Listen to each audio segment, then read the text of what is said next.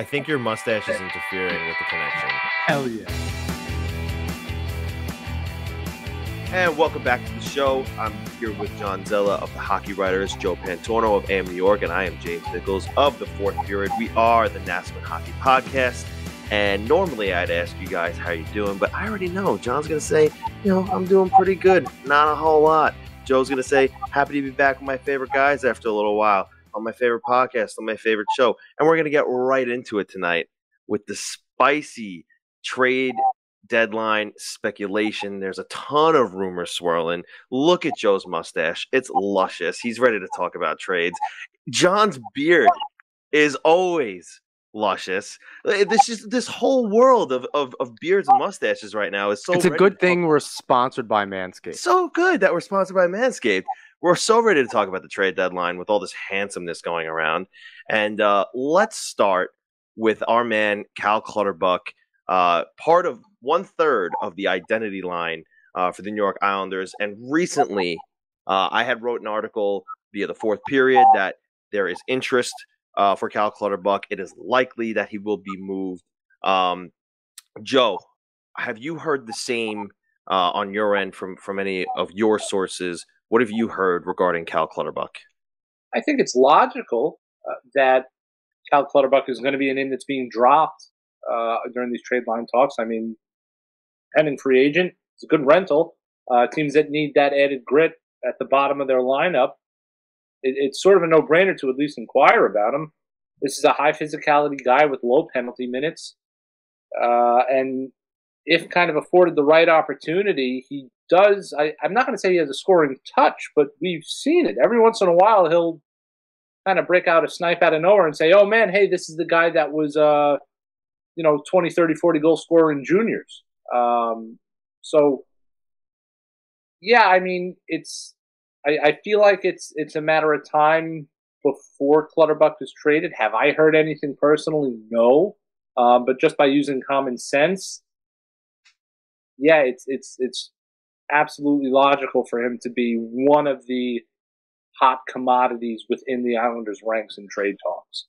Yeah, I mean, he's one of the obvious hot commodities that will be, most likely moved at the trade deadline for what he does, right? He's not going to blow you away on the score sheet, but what he's going to do is he's going to wear and tear your opponents down. He's going to get, upwards of 7-8 hits a game, and he's just going to get under the skin of their opponents. Now, the other side of the coin with Clutterbuck is, like you said, in juniors he was a 30, 40 goal scorer. He's not so much that now, but he does have a heck of a shot, and he kills penalties, and sometimes he's good for the shorthanded goal. And if not, he's still really good at killing penalties. I can remember in recent memory, I think he killed a penalty on his own for like a minute and 30 seconds all by himself. So he's really good in special teams. He's really good, just as a 5-on-5. And he's the kind of playoff performer you want going into a deep playoff run. The Islanders know, especially having gone on 2 in the last 2 postseasons with Clutterbuck on the fourth line. Joe Sakic was in the building at UBS Arena the other night, and there was a ton of speculation that he was there specifically for Cal Clutterbuck. And whereas the idea that a general manager would attend a game for one specific player, I don't generally think that that's something they do, right? Not for Cal Clutterbuck. Not right. No, not and that's Cal nothing. Clutterbuck. That's nothing on Cal. Right. But he's matched his point total from last season with 11. Right. In 5 less games, so good for him. Right. More goals, 1 more goal. It's the most points he's had in a number of seasons. Arguably a glue guy that can kind of beef up your bottom 6. Something else might be afoot. Yeah. And I don't want to skip too far ahead, but if you're not there for Clutterbuck, he could be part of a bigger deal. Yeah. With another player. And that's why that's happening. I don't know. I don't know about just Clutterbuck. That doesn't make any sense to me. Right. I agree with you. If this was last season and Jack Eichel hadn't been traded yet and Joe Sakic was at Vegas' arena, sure, Joe Sakic is there to see Jack Eichel because maybe he wants to have him as part of the Colorado Avalanche. But that's not the kind of player that Cal Clutterbuck is. Via the Fourth Period, and I can say like I said yesterday via Twitter, he had a long list of players he was there to see, right? Every team going into the playoffs wants defensive depth. Montreal Canadiens are certainly going to sell off some of their defensemen because they're going to be a rebuilding team next season.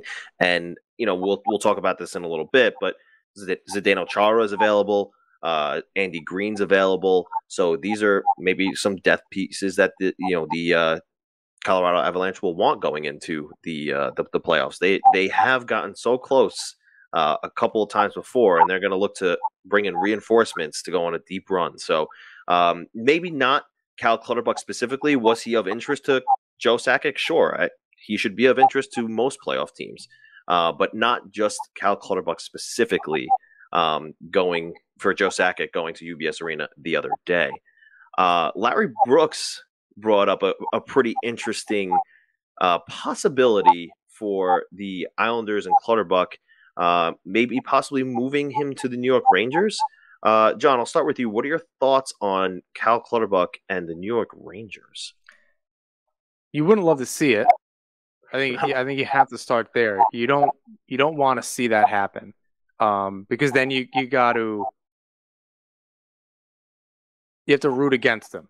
And he's been a big part of this team for a long time. I think that's the hardest part. I could understand why the Rangers would be interested. They have a lot of young players. He can teach them. He's got recent playoff experience. I don't know that they go on a run necessarily. The Rangers, that is. But the Islanders have surprised. The Rangers have a good goalie that all you have to get hot is, for a few games. You never know. And the bottom six wins championships. They really, really make a huge difference in the playoffs because a lot of those superstars even out. They're a wash. They're good for 2 or 3 goals a game. It's really going to be, for teams not named the Islanders in the playoffs, where it's like a full team defense, winning games, low-scoring games, you need a good bottom six, and he's a playoff guy. He's proven to be successful. I don't blame him. I don't like it. I don't want to see it happen.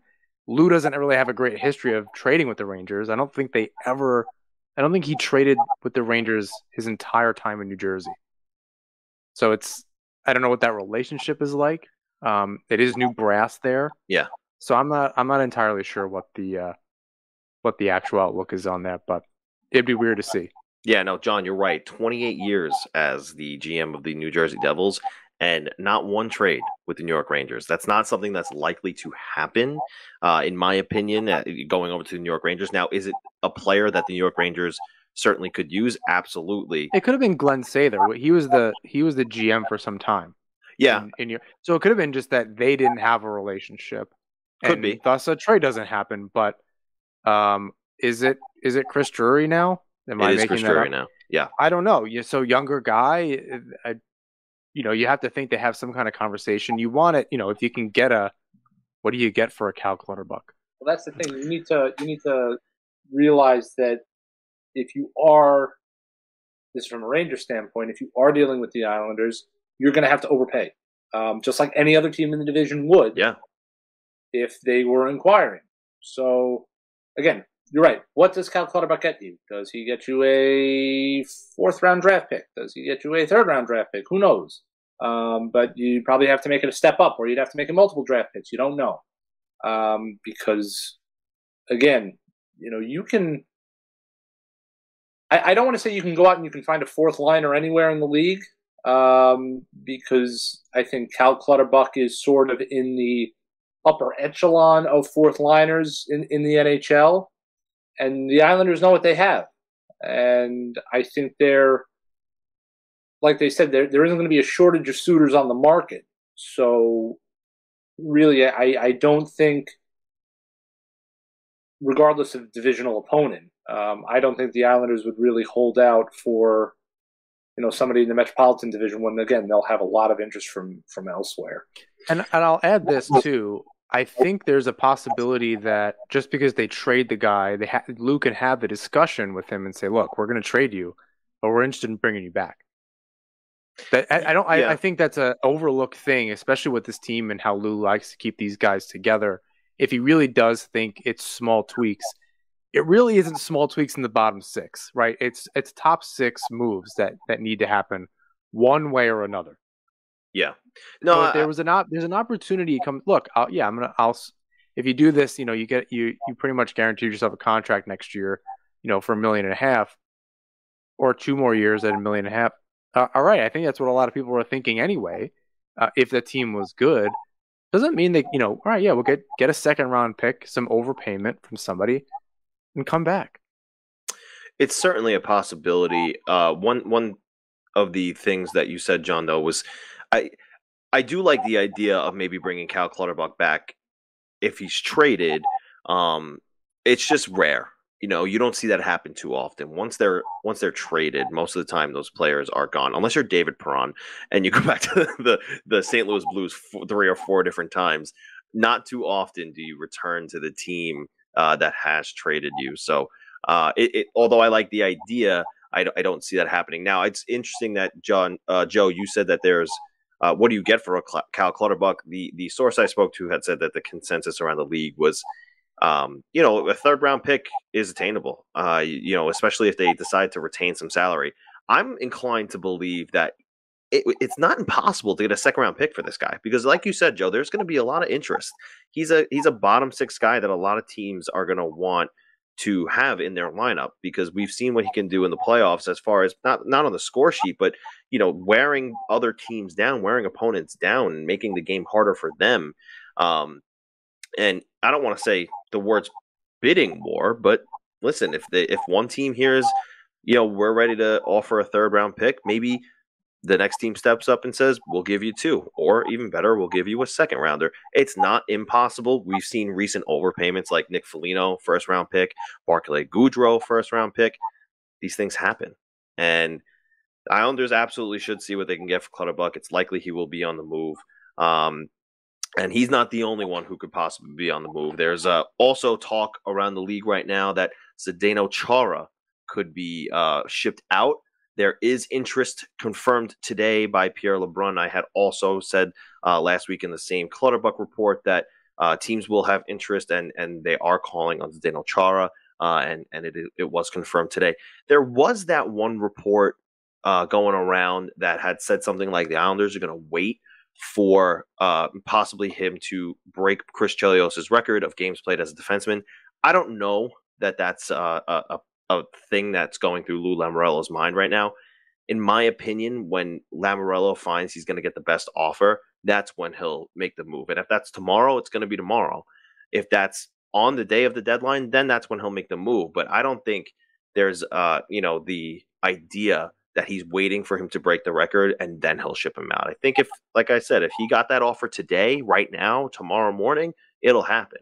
And if he's got to, break that record in Colorado or in Vegas or wherever he may go, he's got to break it there. Because if Lamoriello gets, for some reason, a third or fourth round pick for the guy, he's going to do that. I know there's been a lot of discussions about Chara and Andy Green, but before we kind of move away from the defenseman, I also think it's worth noting Greg Wyshynski of ESPN. I believe he reported this morning that at least some teams are calling about Scott Mayfield. That doesn't mean that the Islanders are dangling him out there. That doesn't mean anything, but at least there's a feeling around the league or this consensus that he could be had, whether that's just teams doing their due diligence or not. But again, same thing. If I don't know what it would take for the Islanders to part with Scott Mayfield. I think the organization still remains pretty high on him, even though I think in a perfect world he's a third pairing defenseman for you. That might be something to keep an eye on moving forward. I mean, it's an interesting discussion because I did hear for a couple of weeks now on non-Islander podcasts, this was a topic. Scott Mayfield's name was coming up as somebody that teams were interested in, even if it's just people like us kind of chatting and bullshitting about their team. It was something that was coming up. At 29, he's a right-handed D with another year at 1.45. Maybe this is probably going to be an unpopular opinion. Maybe they're better off parting because you have at least a top 3 in Pelech, Pulock, Dobson. That's 3 spots you have to fill next year. Maybe Green is coming back. and I have an opinion about this certain situation with Green as well later. But you guess you got Aho around, Salo's in the mix, so maybe you have 4 defensemen. You need to fill 2 or 3 spots. If Chikrin's a legitimate option, like you said, Joe, Mayfield's a third pairing defenseman. That would be an ideal situation. Although Pelech and Mayfield were a heck of a pair. They were getting recognized as one of the better defensive pairs. That it could have been buoyed by Pelech. Not just the better defensive pairs, the one of the better top defensive pairs in the league.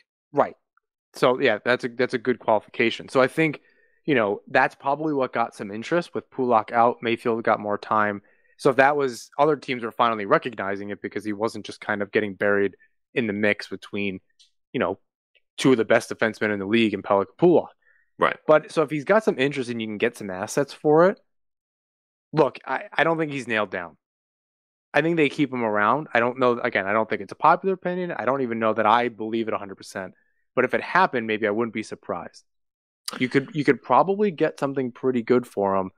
Teams want right-handed D. You can get quite a bit from a team like Toronto, who's dying for a physical right-hand defenseman, or any Western Conference team.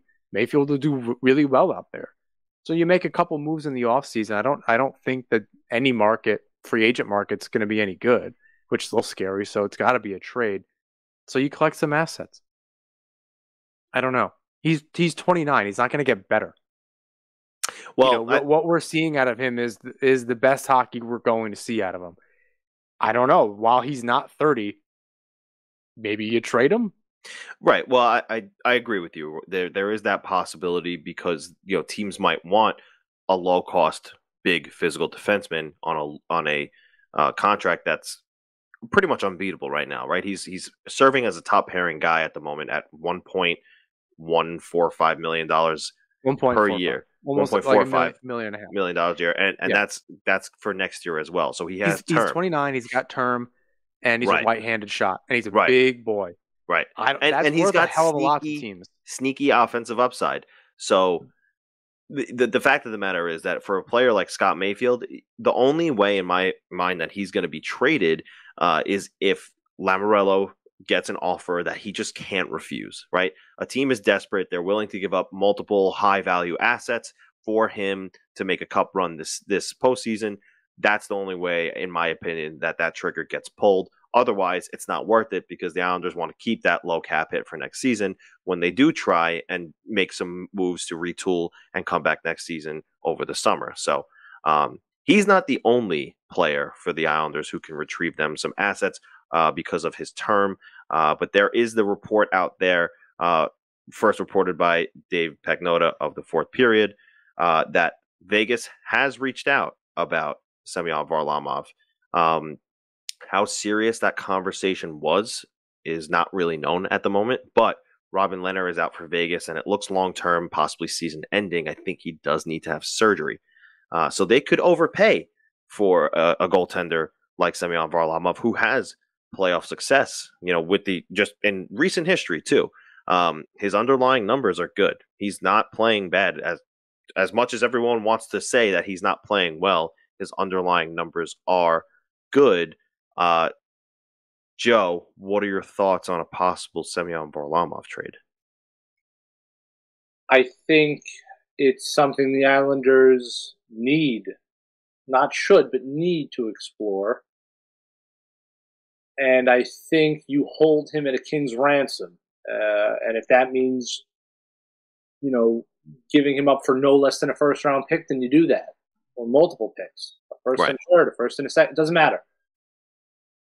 It's getting down to the nitty-gritty, and I think there are a lot of playoff contenders here that realize that they need a little boost in goaltending. Obviously, Vegas being one of them. Sure.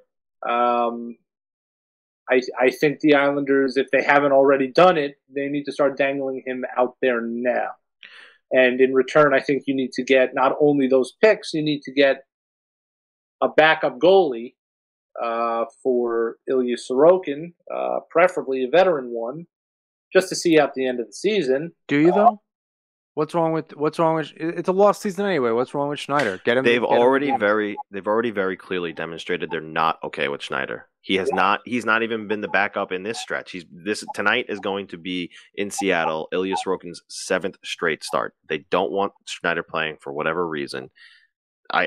The team knows, and you heard it in Brock Nelson's comments today. They know where they are in the standings. They know the hole that they've dug themselves into, and they know the unlikely possibility that they're going to make the playoffs. They're still not playing Schneider. And that's fine later on in the season, though. I don't know why you don't do it. If you can get something for Varlamov, you're really going to stick to that's the pride you're sticking to. I think it's bullshit. That's a good point. It's a good point, and I think maybe that stance could potentially soften when somebody within the organization finally calls the season and says, all right, well, we're not going to make the playoffs. And that's when, to use Barry Trotz's words here, you start throwing spaghetti at the wall. See what you have. See what you have for next season. Which you shouldn't do. That's not how you test with spaghetti's done. Well, and you're wasting spaghetti. So just as a note, don't do that. Yeah, don't do that. You're right. But that being said, I mean, yeah, the hesitancy to play Schneider, like James alluded to, suggests the Islanders really don't want to see him in net. They'd rather, I don't want to say run Ilya Sorokin into the ground, but 7 straight games, and earlier this season he played the first however many it was, 9 or something like that. Well, it's interesting. Kerr's had an article not too long ago about managing his energy. This is the first time he's playing a season this long and getting this many starts in the NHL. For however long he did it in Russia in the KHL, it's different in the NHL. It's just a little bit of a different beast here, and how he's managing that is like he wants to play, but he's clearly getting a little tired. These are not mistakes that we've ever seen from him before. These short side goals and these other little things, so he can't play the rest of the way. I was a big proponent recently in an article to not bring Skarek up. However, if you're not going to play Schneider, all right, bring the kid up. Get him some NHL games before next season. I thought it'd be better to continue to see him have success in the AHL with Bridgeport, because it's hard to have success as a goalie as consistently as he's had. So let's kind of like let it ride a little bit, get him the confidence. He can work out over the summer. On the other hand, maybe you get him some games. You don't have to get a backup goalie. If you can just get Varlamov's $5 million off the books, heading into the summer, which he has another year left, so that should get you a few more assets, or at least some better ones. He's a good goalie with term. He is coming off an injury, and also COVID, so that's something. He hasn't played as consistently.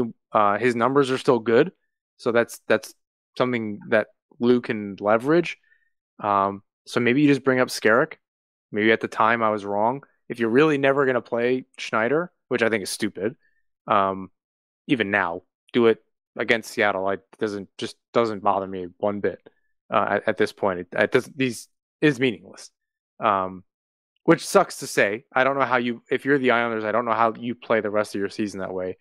Even if it happened in 10 more games from now, weeks before the trade deadline, I think that's tough for a group that's been playing seemingly 11 months a year, just like, all through the summer and everything. So, I guess bring up Skarek, see what you got in that tandem. And if they play well and the numbers are just as good as Varlamov and Sorokin, maybe you have your tandem for next year. It's not very exciting. But Sorokin goes through the paces. You see what you have in Skarek and move on. Yeah, I mean, so the possibility that Varlamov is moved, I have to think that if it doesn't happen, I don't know. I don't think that it's a high possibility that he gets traded. I think it's like a 50-50 shot here. But I am on the record having said that it's going to cost a lot. I think it's at least a roster player, a prospect, and a first-round draft pick, because he's a starting goaltender.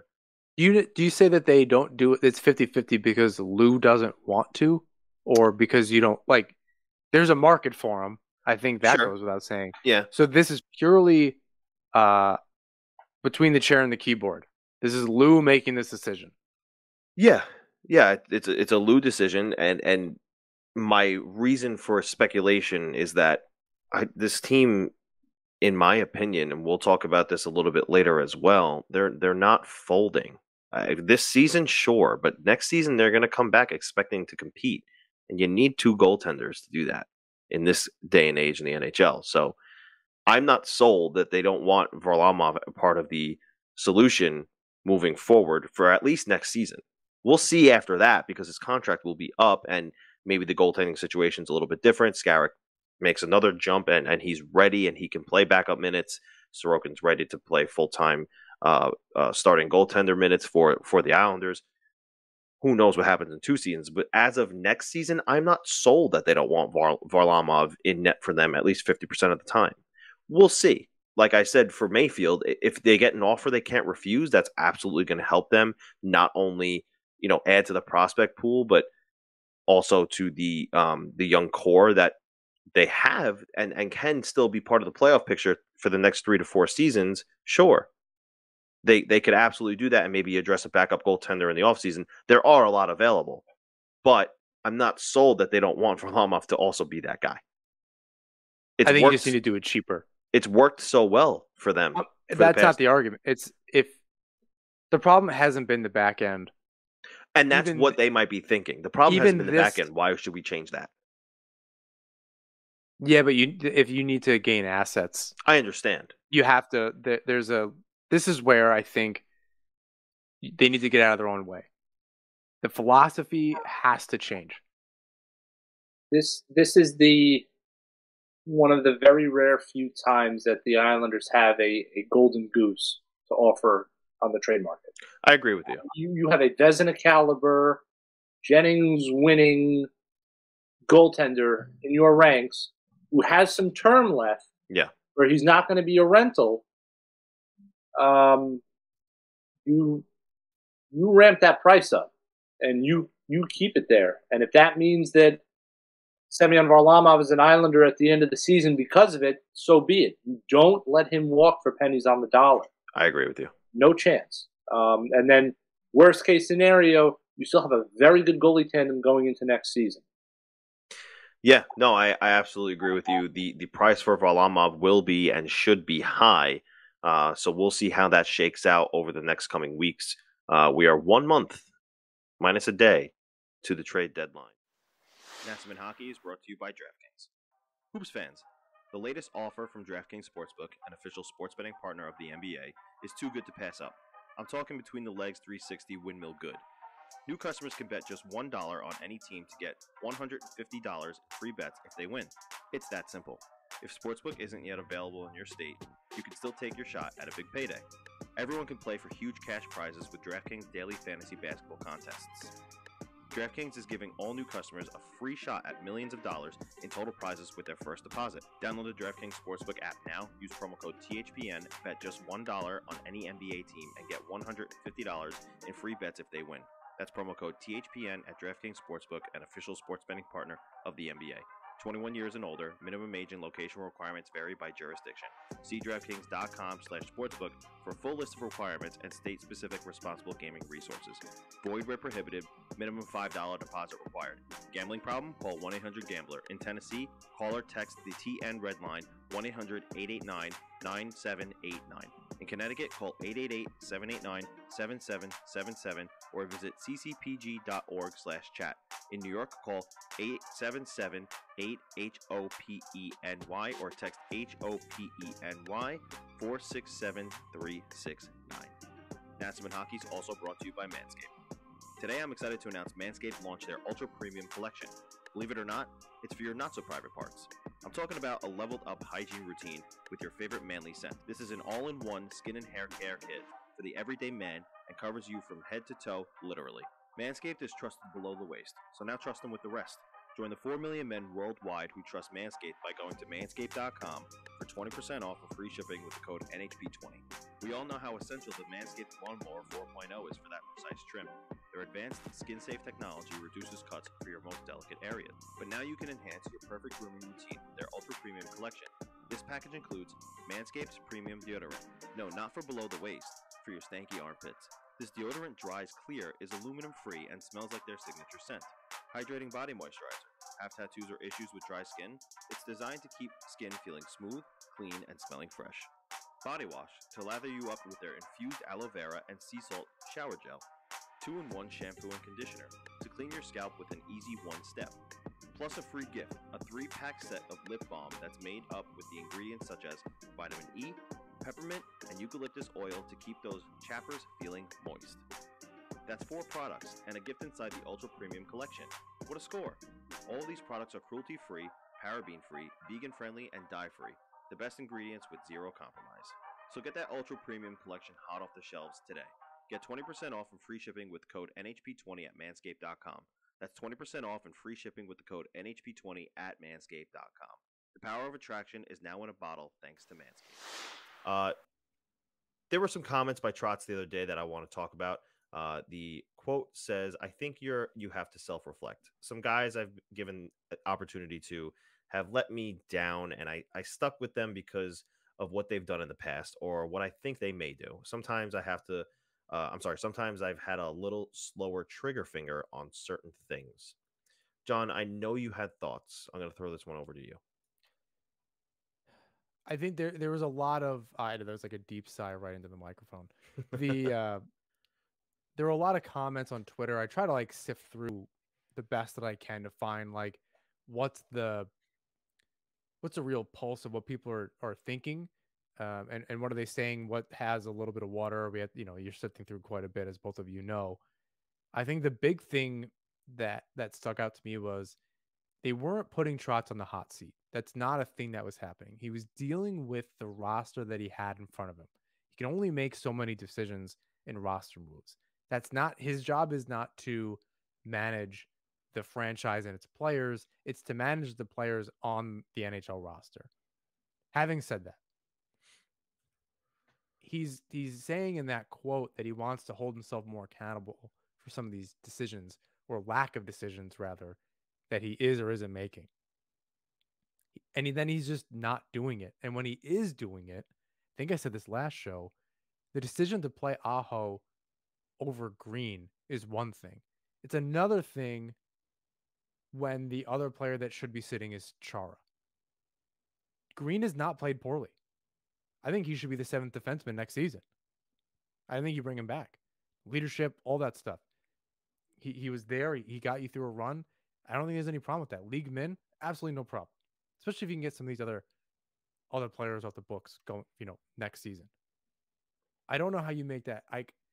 He says that, and I know that that Trotz and Lou have built up this trust with the fan base and all this stuff, but a lot of this is lip service and very empty to me. This harkens back to me like a lot of that Jack Capuano kind of, well, they went out there and played hard. You gotta, at a certain point, you have to do something. And then he does that, at least one of those things. And I don't think there are as many options. Like Bellows could be in or out for Bailey. That's your option. Or another winger. There aren't a lot of options there. It's not like there's just all of the kids. I think I saw Dan from a Lighthouse Hockey say that. What kids do you think should be playing? Who you bring? Then you got to make roster moves. You can lose players for nothing. That's also not wise. I get why they're not just going to waive Josh Bailey. That's not a thing that's going to, you don't have the roster room to do that stuff. But then the decisions you're making with what you're working with have also been shit. So you have to actually make the decisions based on what you're saying. You're not walking the walk here. I'll say this about Chara. Do I think that they're holding off on trading him until he breaks the record? No. Do I think that they are playing him until he breaks the record out of respect for him to do so? Yes. I think that's the reason why he's not being scratched at this point, because they know they don't want to Babcock Mike Modano him. Sure. In Detroit. They're not going to make the playoffs. I think they know that at this point, right? They have less than a 3% chance at this current state. So they know. Do they want him to still break the record? Yeah, that out of respect for him and the career he's had and what he's done in this league and the longevity, yes, they wanted to do that. So that's probably why he's playing, so he can break the record. Are they Is not that trading whole- him for that? No, they're not. I was Not gonna trading say him for that. that's a little bit of where that can come No, from, and that's they're not understandable to trading put him for those that. things. But they're surely trotting him out there so he could break the record, right? What do they have to lose for that? Because at this point, there's nothing to lose. They're not going to make the playoffs. I mean, So what they had to lose was games, and by letting him continue to play, they sure shit did that. yeah, no, So I understand that. I I understand. I just think in the mentality of the organization that there's, and I think we're going to talk about this in a little while as well. There's just been so much that's gone wrong, and I think they just know where they're at.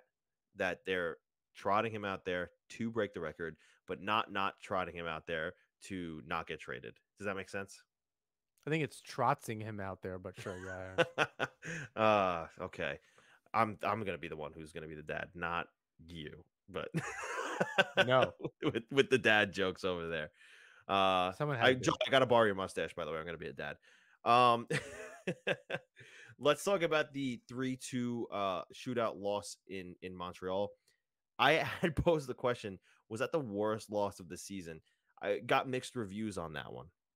Some said it was in Seattle. Some said absolutely it was in Montreal. Some said who cares at this point? They've all been bad, and that's probably true too. The way I see it, though, is Montreal. I think that was their 10th win of the season. They just got to double digits, and they're the worst team in the NHL. And the Islanders still have the bones to be a good team. Are they a good team right now? No, but they have the bones to be, and they sometimes show flashes of potential of being a good team again.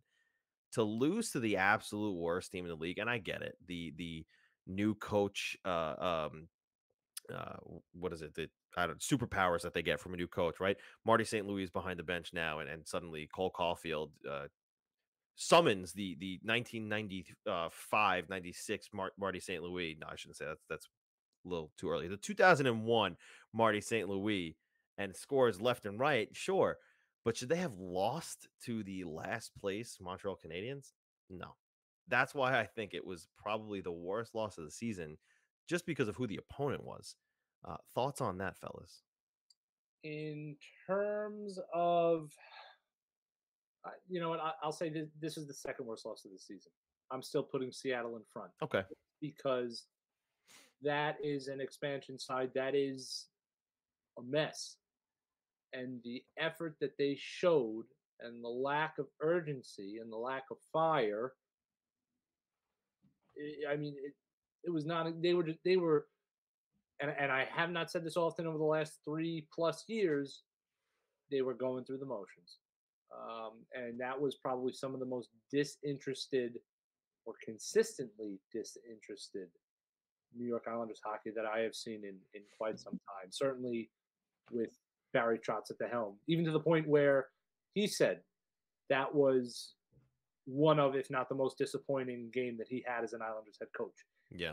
He sort of said he was pleased how the team sort of stuck with it against the Canadians, which again, that doesn't mean anything. Not in February when you're this far out. Exactly. In if this is November, sure. I said that last show. If this is November, that's the comment you want. That's what I mean by these like kind of empty stuff. Sure. It's not like that's not the comment. You go out there and the coach has to have some emotion. The team doesn't have any emotion. They're not playing with any. It's so flat, defeated. And I don't think Barry Trotz is the kind of coach that would just go out there and say we sucked. And he's come close. He's sort of towed that line at times this season when assessing his team's performance. But I think he knows that he's kind of walking a tightrope here, because if he does take the team to task per se with us in the media, then you're running the risk of losing the locker room that, again, buys into that system and had overexceeded expectations for so long. So, I mean, that could just be the cherry on top of the nosedive there. I just find it so fascinating that this team can put up stinkers like a 3-2 loss to Montreal and a 3-0 loss to Seattle, but they'll go out and win a game 4-1 against the Boston Bruins, who are in the playoffs. And yes, they didn't have Brad Marchand, and no, they can't use Tuukka Rask not in net as an excuse because Jeremy Swayman and Linus Ullmark are doing swell for the Boston Bruins. So it's fascinating to me that they can go out and beat the Bruins in pretty much what is a New York Islander 2020-21 team type game, and then put up a stinker to Montreal and to Seattle. It fascinates me. I don't understand why these things happen. They're playing down to opponents and they're playing up to opponents at times. Are they? Well, I mean, times yes, is okay. At times. It's you wind up playing a team like Boston, who you had a recent playoff series against. You already beat them this season. You have a little bit of confidence against them. There's no Marchand in the lineup, so yeah, maybe you go out there and you just play a good game. But I think bad teams play good games, and that might have just been, Montreal also beat the Leafs, right? Now the like thing a is, night though, or two ago, and that's their third win in a row. So on the other side of the coin, though, that win against Boston recently was like their fourth win against a playoff team this season. Oh, that's what I say. At times they're playing. The thing is, they're not playing well against good teams, other than 2 games against the Boston Bruins, bookending. Rather, the only 2 good wins in the last 2 months against. That was, people were saying that was the best game that they played since the last time they played the Boston Bruins. Probably. So that's awesome, Joe. I'm pretty sure I saw that tweet immediately after the game from you. So yeah, it's frustrating to watch, but yeah, they're playing down. They're not playing, like I said, they're not playing with anything right now. So no, Joe, I agree where you don't want to go out. Trotz is not the kind of coach to go out there, and that organization is not running away in which he's going to go and just start bad mouthing the team. But I don't know, something's missing. They're not playing like they're losing. They're not playing like they have something to re-earn. It's just, yeah, we went out there and, there's a couple bad bounce. Like I'd rather you just not say anything. I'd rather you say, yeah, we lost. We know. See you later. It's too many moral victories, or it's too much searching for moral victories, where it's a team that you see, I think really more recently the players more than the coach, saying, oh, you know what? Well, we're trying to play a full 60 minutes, but it's there. And once we get that, everything's going to be fine, and we'll make a push and we'll win some games. We'll string some wins together and all that kind of magic and rainbow sort of thing. But the fact of the matter is, we're into the second half of the season. There's 37 games to go, and nothing has changed. Yeah, it's a lot of on ice shit. Like they're not playing pissed off. They haven't played with energy all season. Even the fourth line, who I'm told is playing well this season, I don't believe it. It's not the same energy. They're not doing it as consistently. It's glimpses that lead maybe to some wins here and there, or to like a quote good game that they wind up losing again, which is fine in November, or it's good in February if you're already safely in a position. So you lose to the Montreal Canadiens. You were in the game the whole time, couple bad bounces, but those bad bounces are happening every single game. Did they allow the first goal in that game too against Montreal? Yeah, 11 of 12. So 11 of 12. I thought it was 12 of 13 at this point, because I feel like I'd heard that somewhere else. But we'll see tonight. Either way, it's a lot of excuses. It's not a lot of accountability, and I think that's where people are trying to look. I do not think the answer is again, Trotz is not on the hot seat. I don't think the answer is getting rid of him. I don't think the answer is getting rid of Lou yet. I think they bought themselves a bad year, right? That's fine. But there does need to be accountability. I don't think that's irrational to say from a fan base. You could be aggravated at the guy. 2 things can be true. You can want him to continue being the coach, and you can want him to do better. And that's the same thing of the players. The on-ice product is shit. no, I don't know where the accountability is. As Trotz said in that quote, the younger players got a little bit of a shorter leash than the veteran ones, but you let that happen too long. What do you expect other people to say of you if that's what you're doing and there's no accountability? What do you think the people paying your paycheck ultimately are going to say and do? Joe, to your point about, media and this and that. What do you expect when it's literally what you're not doing? I don't know. I say that's some dominoes fall there one way or another. You're going to lose the trust of the fan base that way. I think, and that's the problem. I think the noise from the fan base is being taken into consideration too much, because I think they've gotten a taste of success, and now they're demanding more, which is, again, totally unacceptable. I mean, totally acceptable. Sorry, totally acceptable. Fans have a right to do that. Fans have a right to have expectations. All of that. Again, I think at the end of the day, those who are calling for Barry Trotz's job are on another planet, in another dimension. You have to ultimately look at what the head coach has to deal with, where you're drawing water from a stone. I mean, you're as a head coach in the NHL, you're motivating. You're not teaching anything, and that's a little. Again, I don't think he should get fired, but there's something missing. There already is a miscommunication between him and the on ice product. Certainly, and I think that there's something to be said at what the product was that Lou Lamoriello gave Barry Trotz to work with. I distinctly remember in previous off seasons, Trotz saying, going into the off season or in the middle of the off season, saying, "We need a goal scorer." Lou Lamoriello has not delivered. I don't know. I think it's kind of to what was said before. What else do the Islanders have? It's one thing. Okay, you know what? There are nights where you're right.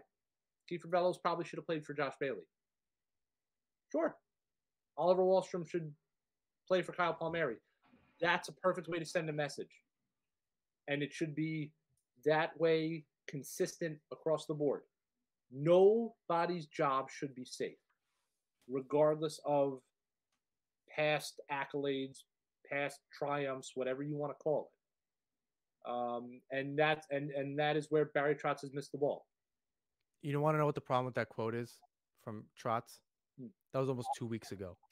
Nothing has changed. Right. And that's why I say, I think, if you're expecting the respect from, I'll put myself in that category, right? As maybe the fan on the podcast today with two reporters. I don't.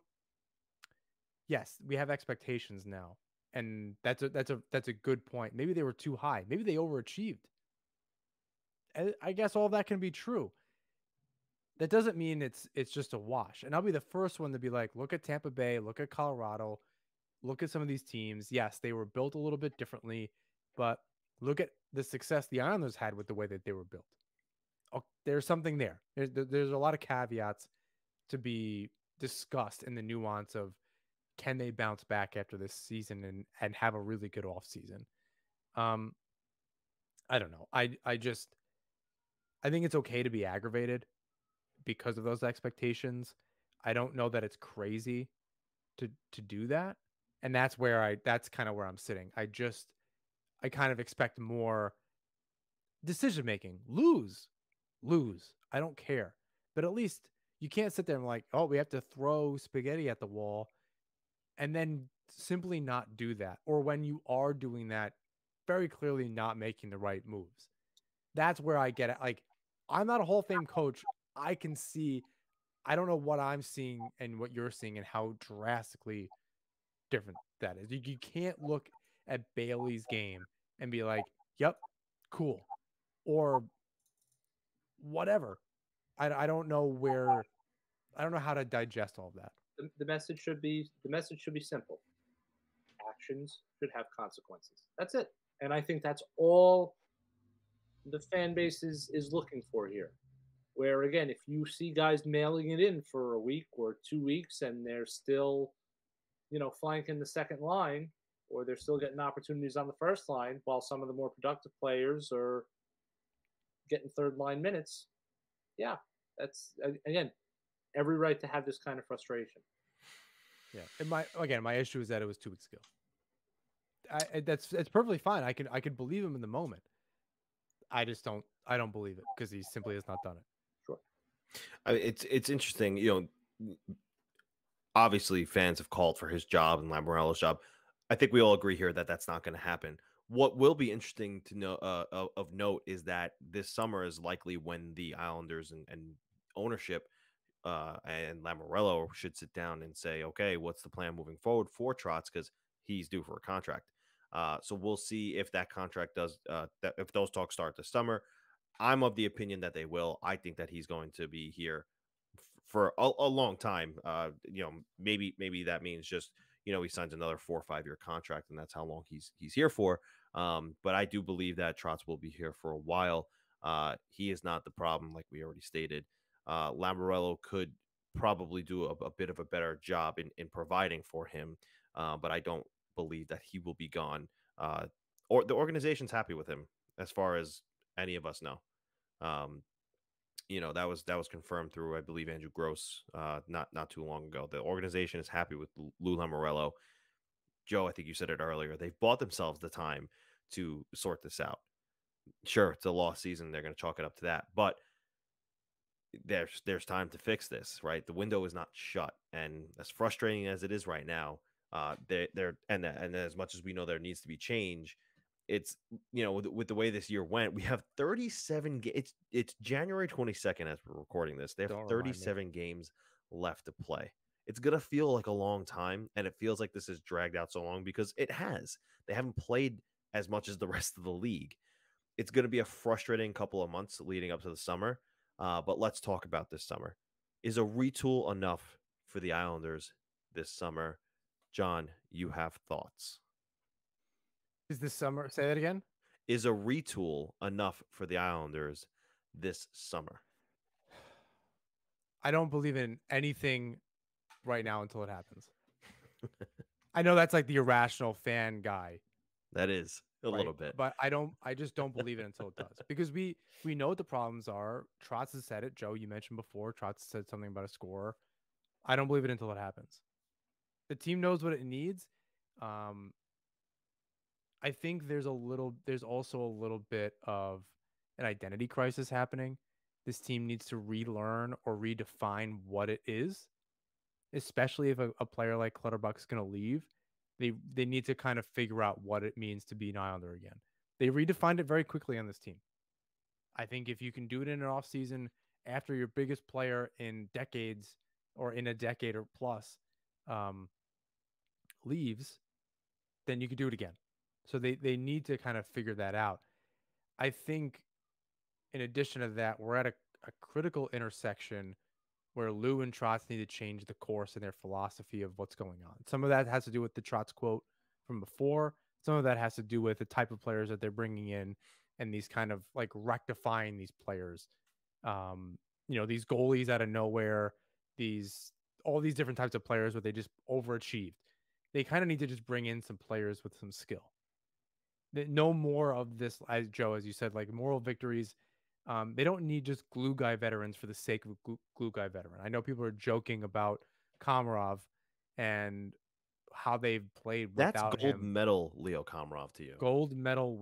Olympic gold medal winning Uncle Leo Komarov. Put some respect on his name. But if you are going to bring in a glue guy, it's got to be Zach Parise or better, right? It's got to be a guy with skill who can also be a glue guy, who can also be an identity player. That's a shift in the philosophy of how they're putting this team together. Some of that's also going to be accountability and Lou giving Trotz the room with the roster by bringing in some more players that can kind of come in and out of, not continuing the Ross Johnson thing. If he's not going to play, it's just a roster spot to waste. If they're going to trade Martin for whatever reason, I don't see that happening. I doubt it. It just doesn't make any sense to have these guys around and taking up cap space and roster space that they're not going to play. They need to fill that with players that can come in when called upon and score you a couple goals and have a good few weeks if you have an injury. They're just they kind of need to rethink their identity, and I think their philosophy in putting the roster together moving forward. Yeah, I could see that, and one of the things I think that will happen this summer is that identity will shift a little bit, and for the better. Obviously, I think that's the goal, for this summer, for them to come back a better team next season. The way I see it is, Matt Barzal has a year left on his deal. Yes, he's a restricted free agent, but you want to get him locked up long term. You're going to have to convince him and show him that the future, there's something to sign here for. And by going out and retrieving a big fish, like, there are names out there who will be out there, such as Philip Forsberg, Johnny Gaudreau. If they make it to unrestricted free agency, those are the guys you want to see them bring in, because a Johnny Gaudreau or a Philip Forsberg on the first line playing next to Matthew Barzal, that's going to be your dynamic duo. I don't know that they can wait and depend on a guy like Wahlstrom to make it to the first line, because you've seen Trotz's hesitancy to put him up there because of the little things, and there are small details in his game that he does need to work out. But the Islanders didn't build UBS Arena to be a bottom of the barrel team. They signed, they built that arena to sign big name free agents, to attract free agents. They have the state of the art practice arena. They have, some of the best facilities in the world. That building is designed to attract free agents and to attract players to wanting to play on Long Island, whether that's via free agency or trade. So will a retool be enough? Yes, it will be, because the core is still decent. You might end up seeing players like either a Scott Mayfield or Anthony Beauvillier moved in the offseason. But that'll be for the greater good, and maybe retrieving, a sniper or a top pairing defenseman who could be a legitimate number one somehow, right? Yeah, and Joe. this is where finally we're facing an off season where we can finally put that theory to the test. Right. The Islanders are a destination. Well, the problem is they were in cap hell the last 2 years. They're in cap limbo this time around. And if they make the right moves and they shed some more cash, yeah, we finally will get to find out, hey, can they land the big fish? Right. Like you said, a Gaudreau, a Forsberg. That's really, this is again, you don't want to put all of your eggs in one basket that is this off season, but you need to see a step forward in that aspect. In the post dynasty era Islanders, this is the most important offseason that is approaching in Islander history. You can say this team's at a crossroads. You can, because there's, again, you take the left fork, and okay, you clear space, you spend money, you get a big fish or two. You take the right fork, you miss, and all of a sudden then you're facing the same sort of reality of does Matt Barzal want to stay here? And then who knows? Again, I'm not trying to be an alarmist. I'm not trying to be a conspiracy theorist, whatever you want to call it. That's not the case. But Lou Lamoriello needs to get this right. And over the last 3 years, how many times have we been able to say that? That's the question. Is there confidence that Lamoriello can get it done? I don't actually. I'm interested in Joe and you kind of continuing there, because I don't really know where you stand on that. Where I stand regarding, like, can he get it done? Because or what have you done for me lately? I think a lot of people would argue, as I now play the other side of the coin, that 3 years of success and an off year with a multitude of good and bad excuses, led to what the situation that they're in. But what I've said in defense of Lou over time was, we didn't understand the moves at the time, but they worked. You over the summer, we're like, there's no way. And they led us to have every reason to believe that was the same thing that was going to happen this last summer. Okay, Parise and Chara, sure, let's do it. I believe in you. We can get this done. It didn't work out. So what I hope actually happens is, again, that philosophy change in don't get it right like 2 years ago, because that only got you so far. We've learned that it only got you so far. It really needs to get a different type of right, not the right that he's even had with this team 2 years ago. That's the difference. Yeah. And I think there is, if history suggests anything, I think there's more of a confidence in terms of his performing on the trade market. When the Islanders needed to do something at the trade deadline, he did it for 2 straight years. You brought in Pajot, you brought in Palmieri. They were big helps for the push. They were big helps in the playoffs. Pajot is now a glue guy for this team. The free agency is a different animal, which is why I said this is finally the first opportunity where we'll really get to see Lou sort of, take off the shackles and really go for it. Will it be enough? I mean, after all, he did have the high offer for Artemi Panarin. He went all out. Anders Lee said he was willing to not take as much money to make sure there is a good negotiator in here. Now he has all of these resources. Now it's not, okay, this is going to be a summer of him signing third and fourth liners again. Yeah. Like I said, the bottom 6 isn't the issue, even without Clutterbuck. Of course. Even though they lose Zarnik, which I think is hurts an easy plug-in for the next season. I don't think that's the problem. Even if you brought Parise to play with Cizikas and Clutterbuck and Martin next season, I think that's perfectly fine. And you fill in a third line player with Wahlstrom and Pajot, believing that another move's gonna be made.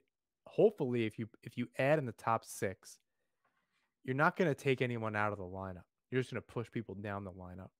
So it could be Bailey, Pajot, Wahlstrom, and then your top 6 is changing. Now, my thought process on that, and I wrote it a while ago, was I kind of believe that Beauvillier will be used to get the defenseman, which means Bailey will get pushed down to that third line. Parise sticks around. There's your bottom 6. That's pretty well settled. That's not even a bad bottom 6. I think it's the top 6 that's going to have 2 wingers change. That's the biggest turnover year to year. You're going to need 2 top 6 wingers. Easier said than done. Much easier. And this is where Lou cannot settle with keeping Bailey in that top 6. Or maybe 3. If Beauvillier's gone, Bailey's down the second line, and you need a top line winger. Maybe Palmieri's around. I don't know what the deal is. 2 as much as 3 wingers in the top 6. It's a lot of players. You can't settle on a third liner or 2 third liners. Simply move Wahlstrom up and fill the second line, and then still have your top line winger be Palmieri. I think that's a cheap way to do it. You can't be like, oh, well, he's a good third liner. I like Parise a lot. He's not helping win in hockey games. He's not the problem. He's not the solution. That's not somebody that you can bring in. Almost, kind of to your point, Joe. I think a goal, a perfect world goal, a utopian goal for the Islanders is they go into the 22-23 season with Anders Lee as their third line left winger. Absolutely. I said even just put him next to Nelson, but yes, third line. I think that's how this was a successful offseason for the Islanders. This was a great A+ offseason for them. Although Barzal has been on the record stating that he does enjoy playing with Anders Lee, sure. I think that is the right move. In changing the culture of this team, one has to wonder if the Islanders will make an attempt to acquire current Columbus Blue Jacket Patrick Laine, who currently now has 11 goals in his past 9 games and will be a restricted free agent I can confirm, as reported at the fourth period, that the Islanders continually have kept tabs and checked in on Line A with Columbus. So that could be the big fish that the Islanders retrieve this summer. He's a righty. He's a right-handed. He is a right-handed shot. I mean, Barzal's said he likes playing with the righty. He has been saying that. Line A's really streaky. I I'll take that. I don't buy that he doesn't fit well in a locker room. I've heard just from about anybody about Patrick Laine that there's a genuine like for him on the teams that he's been on. I don't think anybody in Winnipeg was upset with him for wanting to leave, and I don't think anybody in Columbus doesn't like having him around. He dresses sharp going into every game. He looks snazzy all the time. He seems like a likable guy to me, and you can't deny that shot. He's a former 40 goal scorer, and it's likely to happen again in his career. And he's just going to be 24, 25? He's 23, so he'll be 24. Yeah, presumably next season. So he's got 7.5 on the cap now. He's an RFA. That's tough. I think it's going to be expensive, and then all you have is his rights. So it would have to be maybe a sign and trade, maybe. But I don't know. I don't know. Lose track record with all of that. Yeah, you wonder if maybe if in the off season, if it gets to it, that maybe Beauvillier is part of that deal, and that's attractive to them because he's another young forward, or maybe Mayfield is part of that deal because they're he's a defenseman that the Blue Jackets might want with their young team moving forward. But I think Beauvillier's got to go for a defender. He's got to be in that. Yeah. He's got to be in that deal because they don't have that many assets. Yeah, could be, absolutely. Another thing that I had heard was, not that I'm not. This is not a confirmation or anything. There was just a question that was proposed. That would the Islanders entertain maybe moving Brock Nelson at 30 years old and maybe bumping JG Peugeot up to the second line and maybe snagging a third line center in the offseason. I don't know that they're willing to do that. Most consistent goal scorer for the Islanders. Yeah, I think that 4 or 5 seasons. No way. I think that if they're looking to add goals, subtracting Brock Nelson's not part of that answer. But there is a way to fix this, and it's up to Lou Lamoriello this summer to get that done. It's important to note. I think I tweeted this during the Montreal game. Brock Nelson, 17 goals in 36 games this season, is a 38 goal pace over 82 games. Yes, you don't get rid of that. Right. So they're solid up the middle. They are, and that's been a calling card of the Islanders for the last 3 or 4 years. They are rock solid up the middle, absolutely. And Brock Nelson is like you guys said, he's one of those glue guys. He's a foundational piece of this team, and he should, in my opinion, be an Islander for life. Now, again, if you build things correctly and you're able to provide some legitimate playmaking support around him that's consistent and high-powered, that is not streaky Anthony Beauvillier or belongs on a third-line Josh Bailey, who knows? Maybe that 38-goal pace becomes a 43-goal pace. Again, that's dealing with hypotheticals up the wazoo.